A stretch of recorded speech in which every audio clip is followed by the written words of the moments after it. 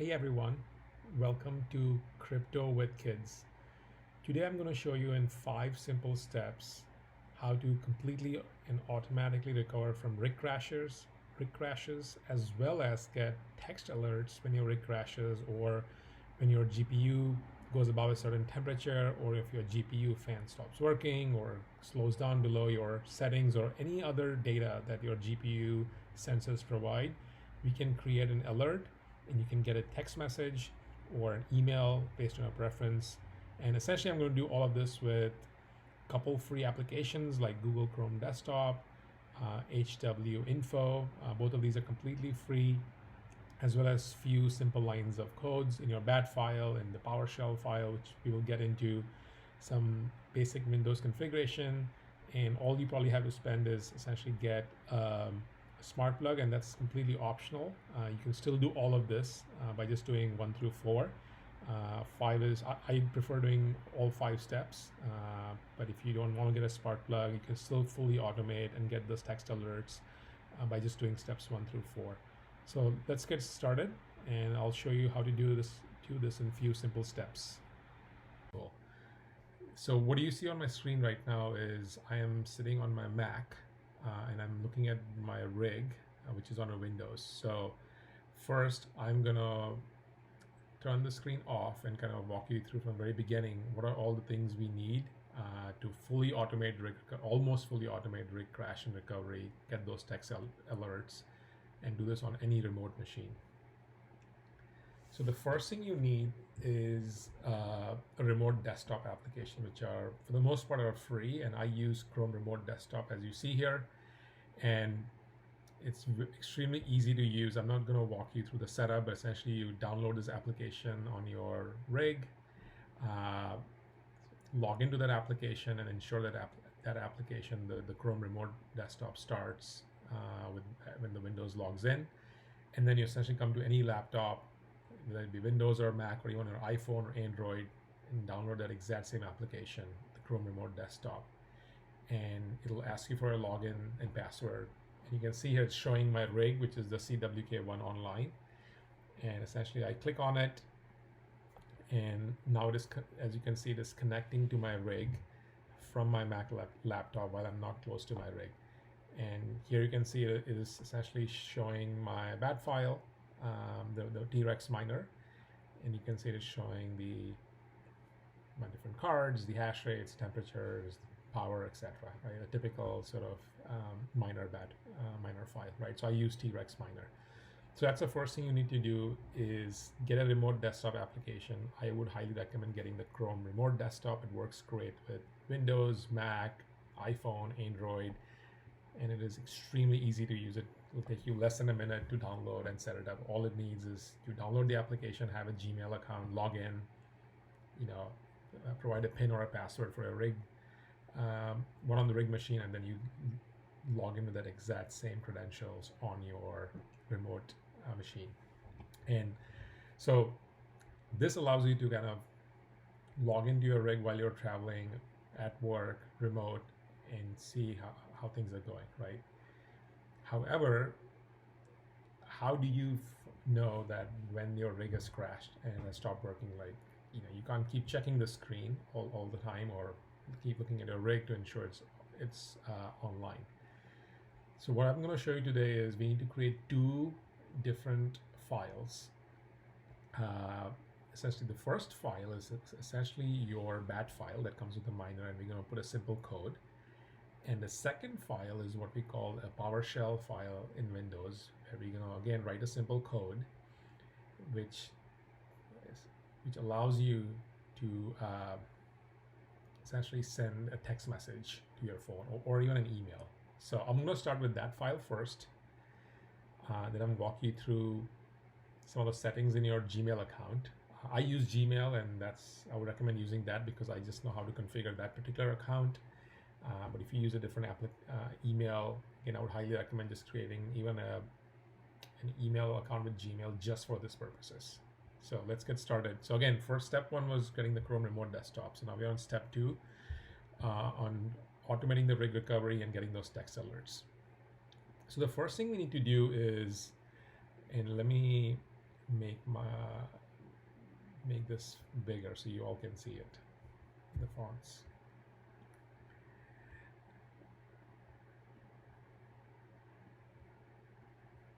Okay, so this is, I will just copy this in my text file, and then I'll show you how to save this. And you can just, I'll put this in the the video description, so you can essentially just copy paste it. So essentially what this file is doing is it is providing your username and password to Google or Gmail. So it is essentially logging on your behalf. So you enter our email here, which is the username. So in my case, it's my Gmail. You enter this password, and this is not the password that you log into your Gmail. And I'll show you which password you want to use here. And this particular code here is essentially just passing that password and the username to your Gmail. It's essentially the computer is logging into your Gmail account on your behalf, right? And here's the server information, smtp@gmail.com. It's important to use this particular port, 587, for SSL. And then again, it's saying that this email, so the way we need to do the text is first we need to send an email to this account, and then when the email is being sent from this computer directly via Gmail, then it sends a text from that email to you, right? So what this is doing is this Windows machine is essentially accessing my Gmail to send an email, right? So that's what this is. It's sending a message from this Gmail to get a text alert. All you do is essentially type in your phone number at txt.at&t.net. So again, I have AT&T. If you have Verizon or a different carrier, you can easily Google this and see, what is the carrier text email ID, and I'll put a link in the description on how to find that. So again, what this is doing is it's passing your username, password, the Windows machine to Google, to this particular account, which is my Gmail, and then when it sends this email to this account, from this account, I'm sorry, and then essentially sending an email to my cell phone by putting that in the form an email format. So it's your cell phone at text.at&t.net. And then you can create a subject. Essentially, you can type whatever you want here. In my case, I've said, every time send me this text message when my computer restarts or the rig restarts, right? And that's just in the subject line. I have no additional information in the body of the email, but if you like, you can certainly add that. See, it says dash body, and you can type, whatever you want, like APC, and it'll also include that message in the email, right? So it's that simple. So you create this text file, and you want to save this as .ps1. So you go to all files. Essentially, you save this as, I'm not going to save it because I already created the file, but you want to save this as .ps1. And the reason we're doing this as PS1 is because that's the PowerShell file in Windows, where it can essentially auto run, or essentially run when it's called from a bat file. So again, so this is step 2, is we create this PowerShell file for this Windows machine or your rig to log into your Gmail and send you a text message. Okay. The next thing we will do is update our bat file, right? So this is what a normal bat file would look like, that you would get with any sort of most mining applications. I've tried to use lolminer. Their bat files tend to be a lot more complicated. And I have a link from another miner who has simplified the bat file for lolminer. But for purpose of this video, I'm using t-rex miner, but I believe Phoenix miner and several other mining miners use a very simple bat file, right? So again, you get this. This is for Ethereum, so you get a bat file that looks like this from a miner, essentially saying run t-rex, mine Ethereum. This is a server. Here's the wallet address and your rig name, right? So what we're gonna do is, first thing is we want to type at, and I'll put all the entire code in the description on this video. So you can say echo off. What this does is it doesn't create a new window as it's processing processing this task or this code, right? It will open a minor window as you see in the background. Then you want to create a loop. The reason we want to create a loop is because if my rig restarts, let's say 3 times, then I want to essentially shut it down and restart the machine because there's something off with the rig and it's essentially just restarting itself. So what we're going to do is we're going to set /a loop equals 0. So essentially what this is doing is it's setting, when you start your mining file, it's going to start with 0, essentially, right? The counter is at 0, right? And then we say loop. So essentially it's creating that reference to that counter. And again, I'm not a computer science person, so I'm not a coding expert. This is something I learned online. And then you say set, again, /a loop equals percentage loop percentage +1. So what this is doing is that once it sets the original loop counter at 0, and once the mining starts, it adds 1 to it, right? So if, let's say, if the rig crashes and restarts it, then essentially it's going to start here. It's not going to go all the way here, and then you'll see why. And then so the value of this loop is 1 at this point. If the rig restarts, the value becomes 2, right? And you can essentially say, if you want, I usually put a message saying echo starting Trex. Again, this step is not required. It is just a text message that you will see on this command file, the miner file that's running in the back, saying your miner is starting. Again, if you don't want this message, you can completely ignore it, right? So again, so far we have added this code on an existing bat file from the miner, right? At this point, you can just leave the rest of the things as is.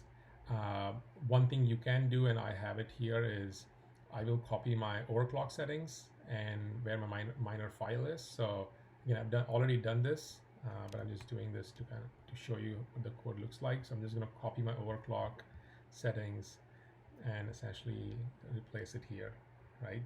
So let's do this.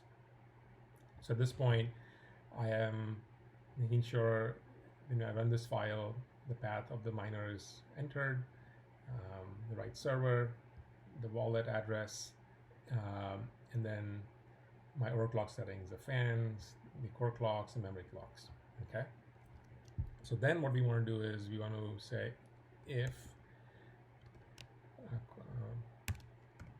loop percentage quotes, open and close quotes, equals 2, then go to next, and then if it doesn't equal to 2, then you want to say go to loop. So what happens is, and let me make this file bigger.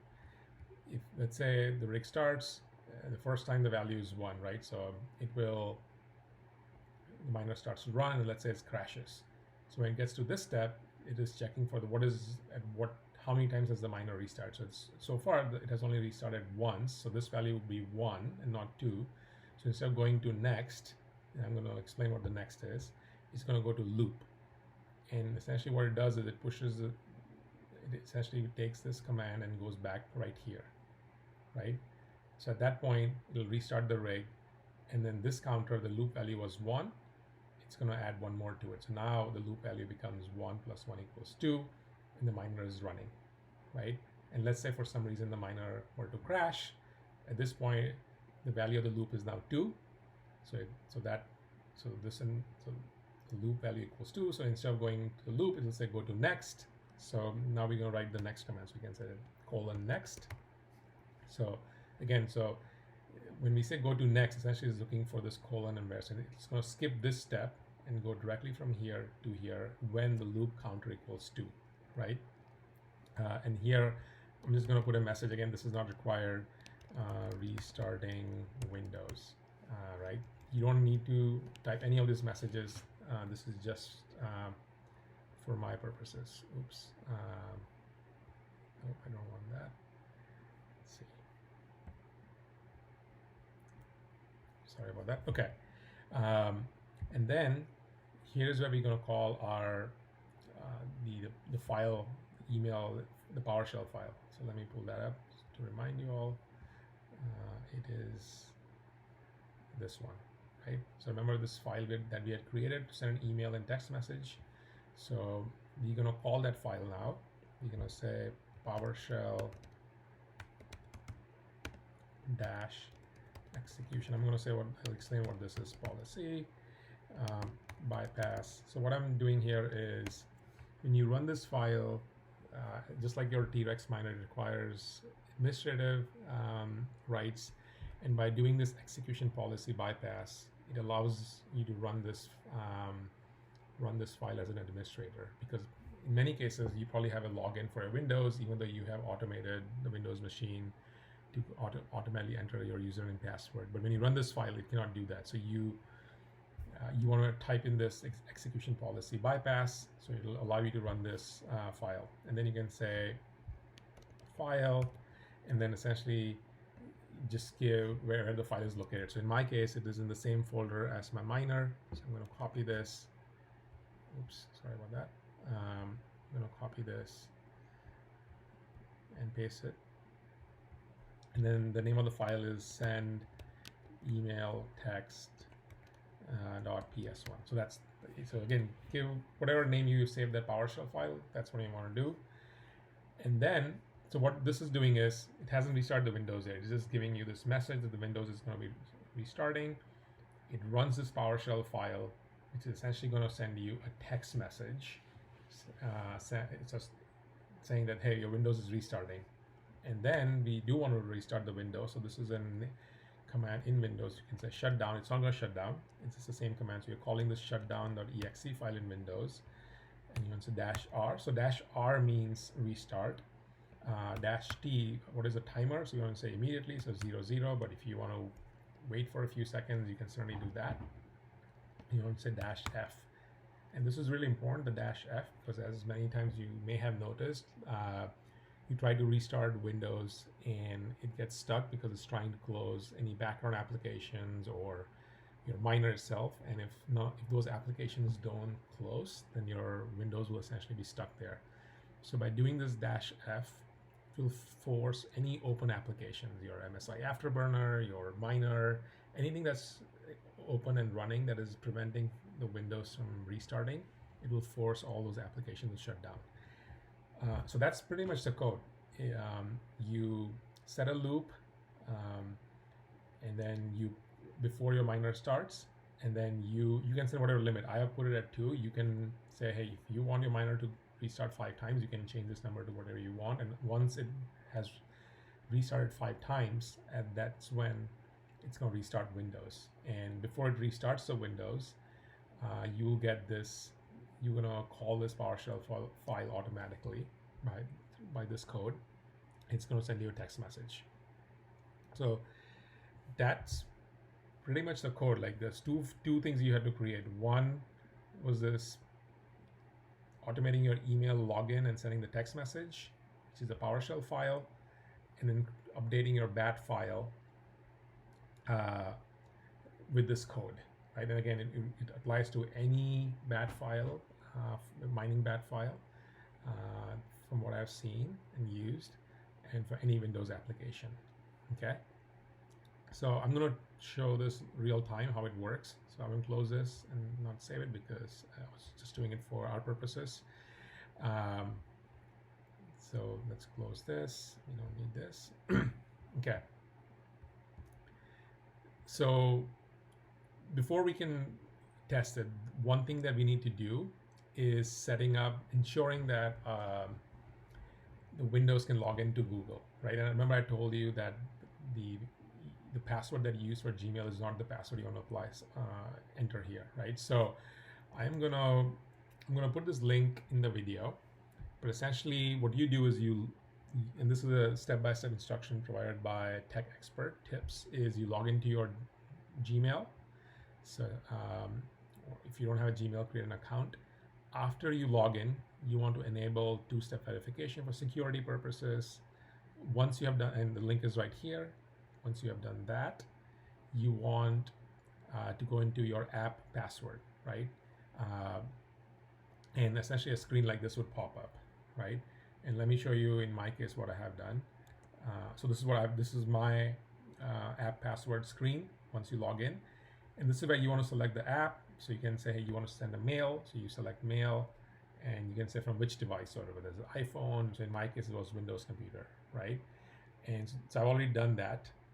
See, I've created mail on my Windows computer, right? So this allows your Windows machine to access Gmail, right? So I'm going to go back to that file, the link.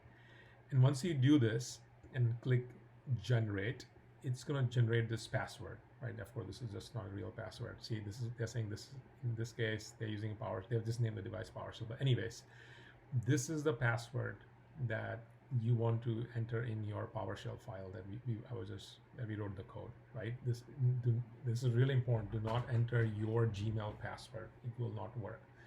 You want to enter the password generated by following these steps, right?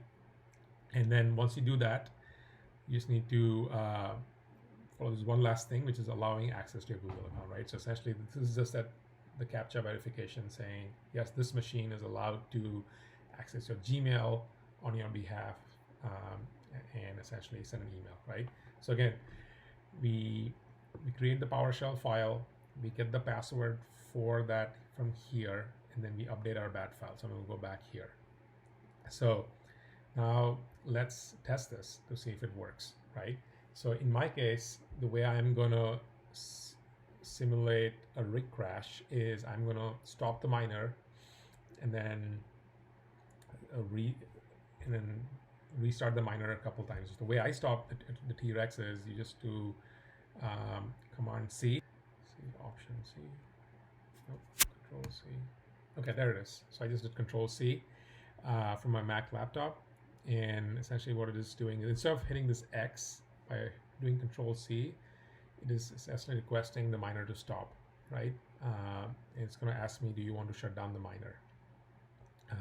So when that shows up, see it says terminate the miner job. I'm not going to shut it down. I'm going to actually say no, because essentially what I'm doing is this is simulating like a miner has crashed, and I'm going to hit no, so it's going to restart the miner. So hit enter. So you can see I had given that message starting T-Rex that showed up. The miner is restarted. So now the miner has restarted once, right? So let's go through this. I'll again interrupt the miner. Again, we are just simulating a rig crash here. It's not a real crash, but this is how it essentially would work. So once it starts hashing, I'll do this same thing again.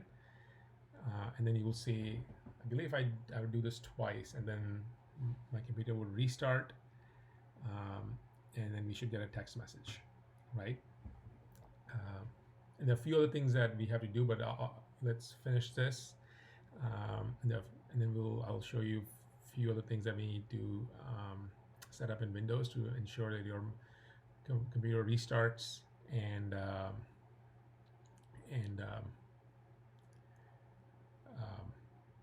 auto starts the miner.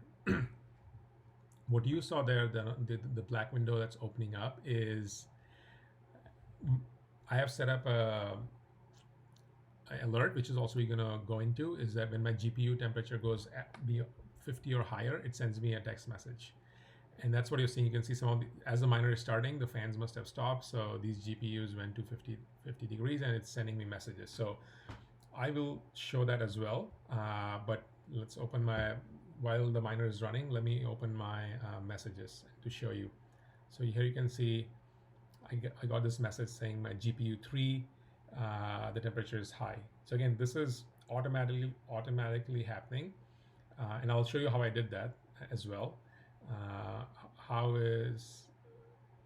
The code is very identical, but there's another application that I have downloaded which is free that monitors your GPU temperature. It also can monitor your fan, etc. Essentially create these alerts, right?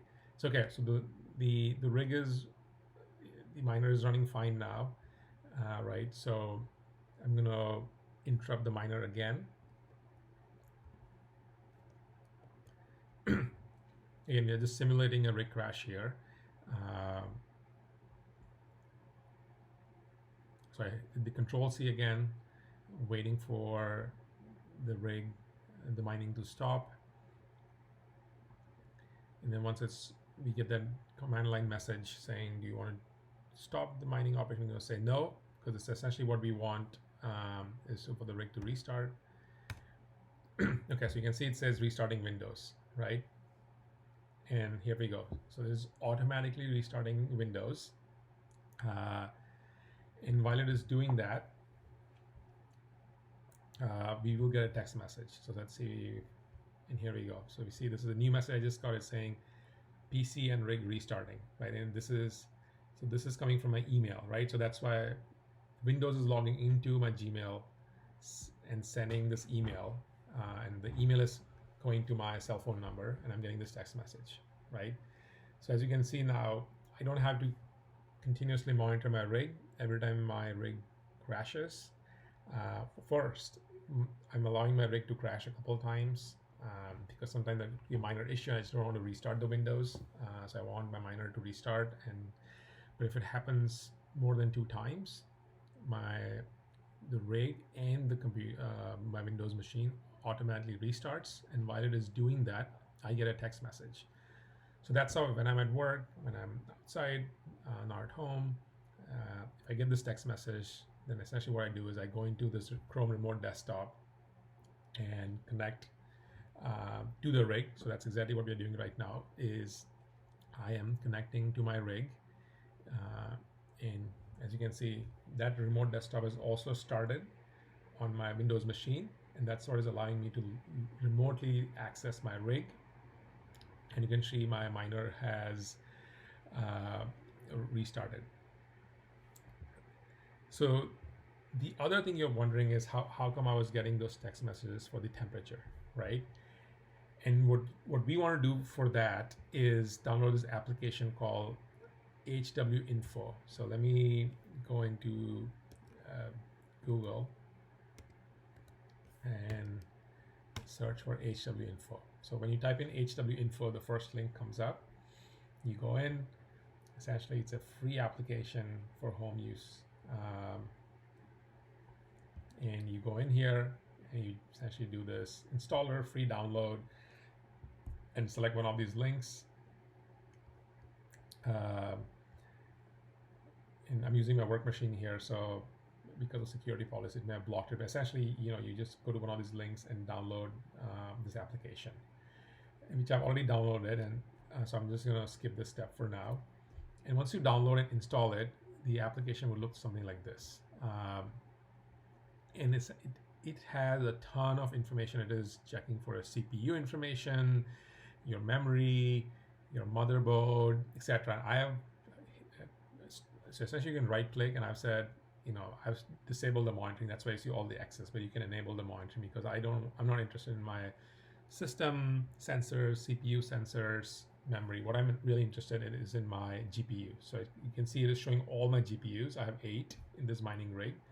So you can see it's showing in the numbering, in the miner, the first GPU is GPU 0. In this case, with high HWINFO, it starts with 1. So your GPU number 1, which is essentially GPU 0 in the miner, right? So it's showing all 8 GPUs here.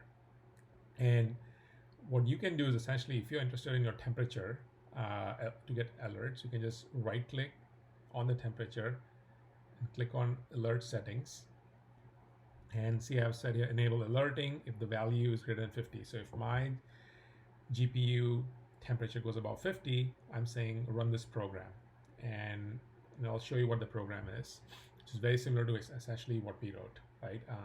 The PowerShell file, and you select a bat file, and I'll show you what that looks like as well, right? So let me close this.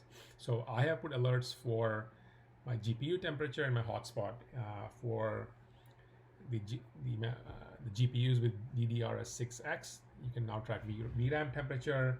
You can even create alerts for your fan. So if I haven't done it, but let's say for GPU fan, you can say alert settings, enable alerting, and you can put whatever value you want and run the program, right? So I haven't done it. In case of your fan, you probably want to say, hey, the fan speed goes below 20%, right? So then you want to get an alert, right?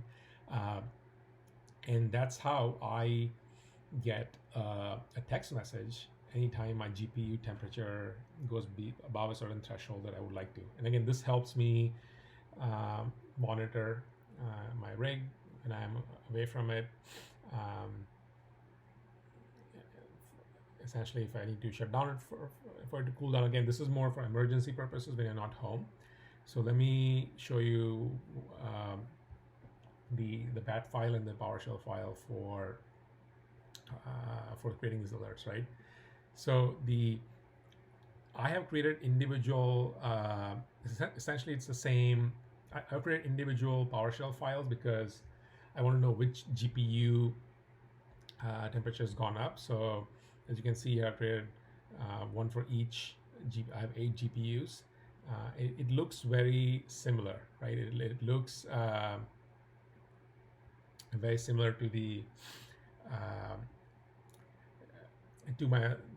file that I just shared earlier, right?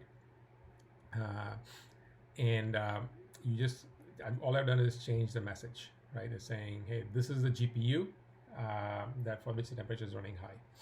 And then you create an associated bat file. Say edit, and essentially all this is doing is it's calling that PowerShell file, right, to run. So the HWINFO, when it senses the temperature of my GPU to go above 50 degrees centigrade, it's going to run this bat file. When you run this bat file, it is calling for this particular PowerShell file. And when you run that PowerShell file, that is when it is sending me a text alert. So again, all of this is happening in Windows, right? So as you can tell by now, we have automated the rig crashes. We're getting text alerts. If the temperature of the GPU goes above a certain limit, I'm getting text alerts.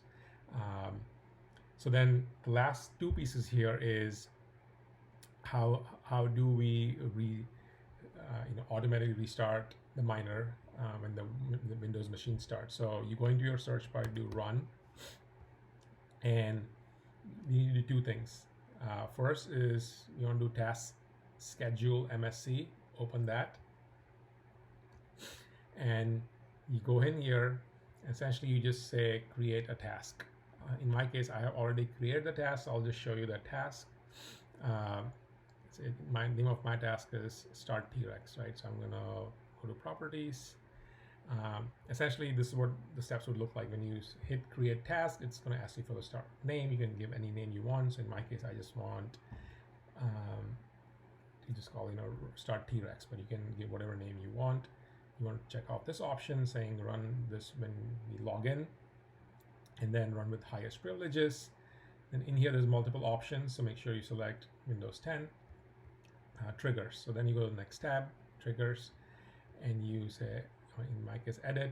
So what is going to trigger this particular event, right? So in my case, you want to select here at logon. You could say at startup. So again, there are different options here. So in my case, I've selected at logon, right? So what that means is that when you log in, this task will run every time you log into this Windows machine, right? So the next step is, what does the task need to do? So you go into actions, and you say edit, and I want to start a program, right? And then that program is nothing but that bat file that I talked about, right? And you want to select this bat file from a different folder, and I'll show you which folder. It is not the folder where it's in your miner, right? And essentially that's it. One other thing, and you go into the conditions tab, and let me see. Yeah, you want to ensure that both these power options checked off, essentially saying on the computer's on AC or battery power.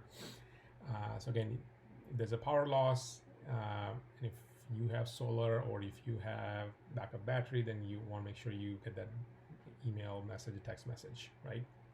You want to go to settings. This is important. I think by default, this is checked off. Stop the task if it runs longer than 3 days. You want to uncheck it because otherwise,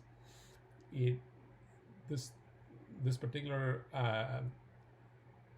event or this particular task is not going to run after 3 days. So just uncheck this and make sure the other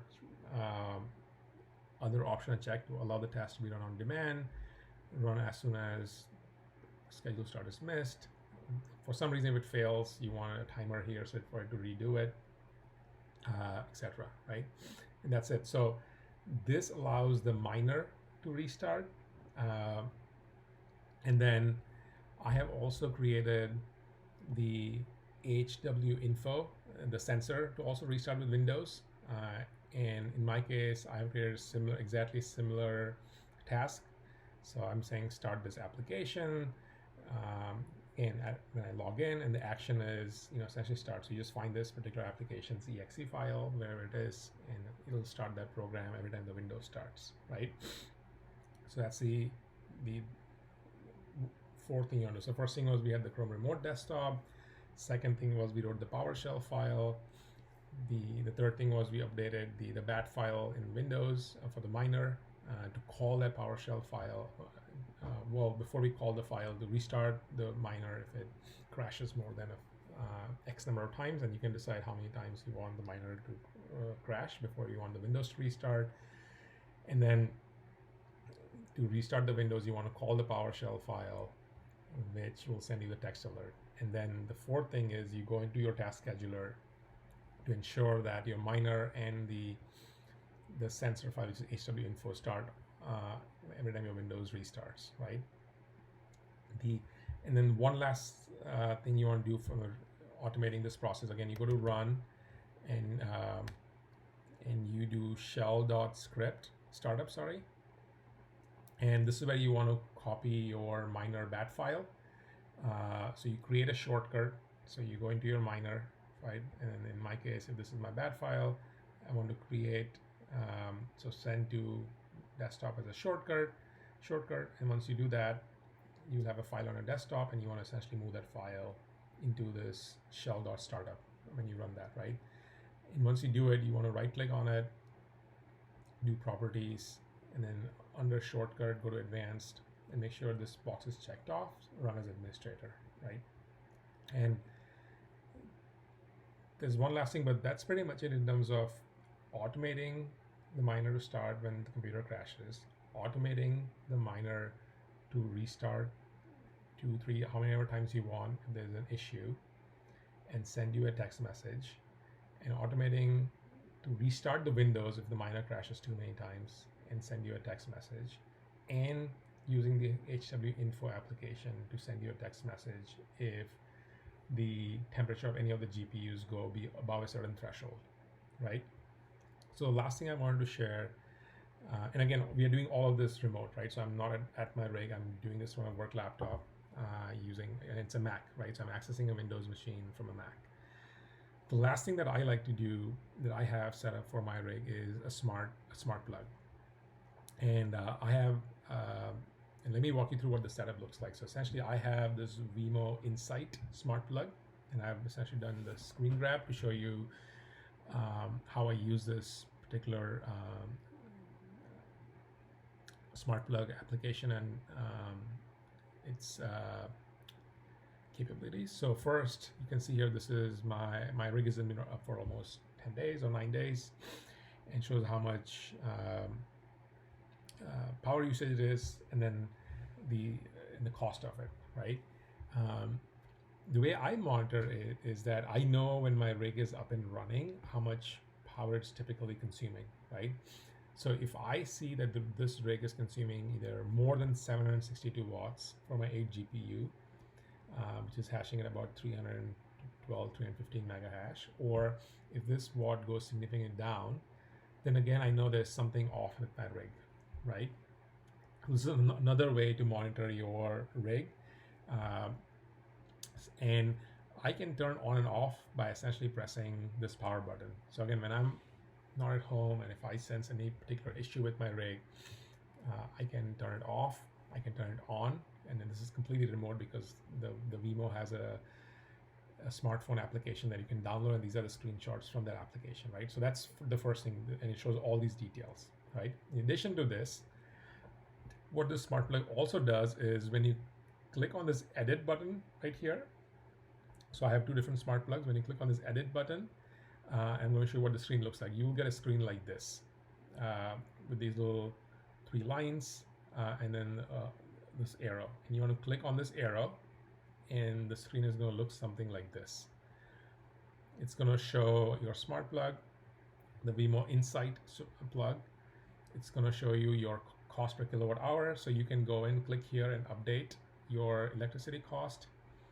But the really cool feature is this data export. When you click on this data export, it will allow you to enter your email, so you can email your power usage file, and it comes in .csv, it's actually Excel, and you can schedule exports. And in my case, I want this to send me a monthly report of my power usage. So again, there are a lot of different ways miners track power usage. This is a very easy way to track your power usage of your rig, and potentially even use it for purposes of tracking expenses of the power of your rig's power usage, right? And let me show you, and essentially here's where you can schedule if you want it daily, weekly, monthly. In my case, I've selected monthly, right? And what happens is you get an email like this. So it says Wemo export. I'll click on it, and you download this file, and let's open the file. And this is what it looks like. Essentially, it's showing you the date for each of those dates, how long your rig has been running. So you can see in most cases it's been up for 24 hours, unless I've been tinkering with it. It shows the power consumption. So this is again in kilowatt hour, right? So let me do this. Let me so we can read this properly, right? So my rig essentially consumes about 17 kilowatts, 17 and a half kilowatt each day, right?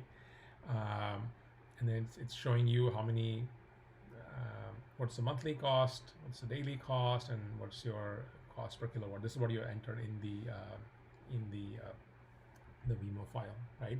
So again, it's a really cool feature within Wemo Insight to not only for you to allow it, right, allows you to access power on and off your rig remotely, but it also allows you to get a detailed power consumption report. So that's it.